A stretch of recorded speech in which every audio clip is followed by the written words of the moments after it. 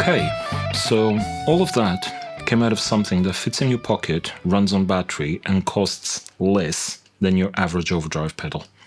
So this turned up in a post the other day, courtesy of the good people at Soran. A few weeks ago, they got in touch, asked if I wanted to have a go with this tiny new thing they just launched, and yeah, of course.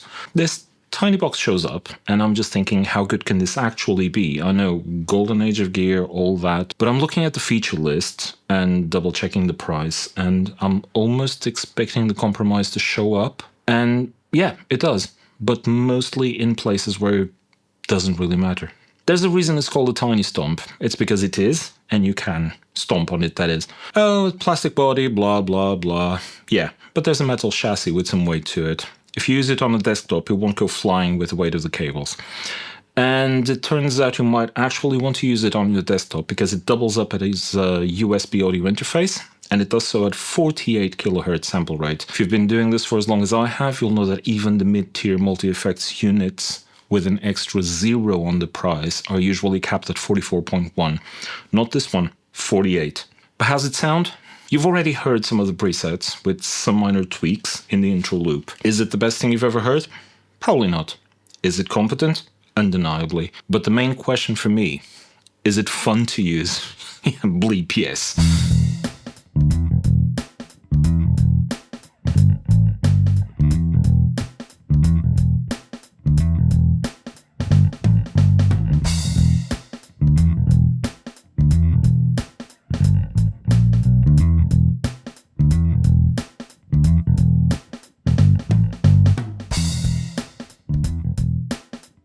Personally, I've been using the Tiny Stomp more than any other piece of gear this week. And as it turns out, there's a lot to be said just being able to pick up your instrument, cable, pair of headphones, and this, and sitting somewhere different, jamming with a built-in looper and some drum noises.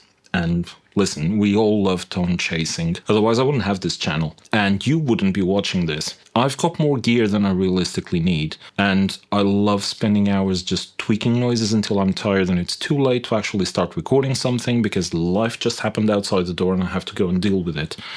But other times I just want to sit down, not here, and make some music. And this little box allows me to do just that.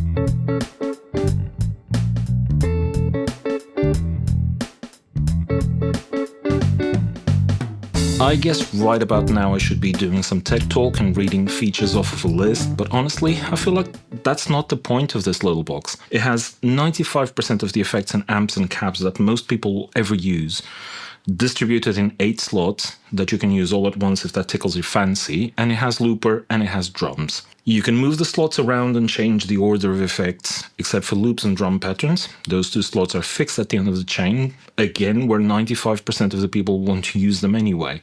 You edit the sounds with a clicky knob, and user interface is simple enough that you can figure it out, get used to it in a couple of minutes, and then press and tweak away. Or you can use the app. Yeah, it has one. If you prefer to just point and click or tap and drag. My experience with the app so far, it connects, it works, no drama. But the best thing about it, unless you want to use the Tiny Stomp's party trick or import and export presets, you just don't need it. Oh yeah, party trick. NAM files or neural amp modeler and external impulse response file support.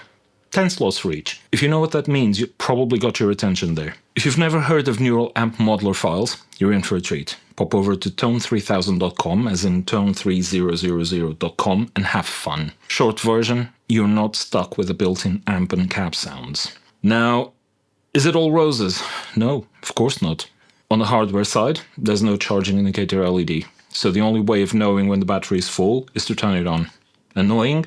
not a big deal. If you want to connect it to external gear in stereo, you need a 1/4-inch TRS cable that goes in the headphone port here and some way of splitting it. Again, not a deal breaker, and if you're recording, you might as well use it as the USB interface anyway, skip the double conversion. There's also no traditionally wired MIDI, but there is USB MIDI and Bluetooth MIDI. And on the software side, the global EQ lacks high and low pass filters, but it does have high and low shelves. External expression pedal only does volume, and the external switches are only for presets rather than being assignable to individual effects. And some of the effects are good, others are usable. Some adjustments are very coarse, which you will notice if you like to tweak your delay time to the exact millisecond. Best you can do here is get it in the same neighborhood, just don't count on the exact door number. But these are things you mostly notice, acknowledge, and move on from because, again, they're not really the point.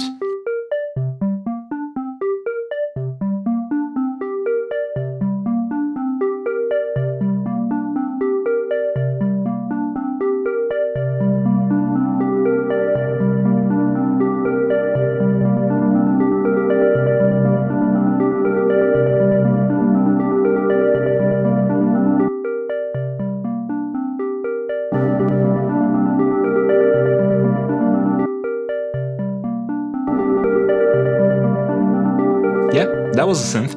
Keep an eye on your levels, and now even your inexpensive portable digital synth sounds a lot larger. Somewhere in an alternate universe, there's a version of this where I wax lyrical about the golden age of gear and how much value you get for your money, but that would, once again, be missing the point. This is all about how quickly the Tiny Stomp gets out of your way and just becomes useful. Anyway, I'm gonna go and use it to make some music instead.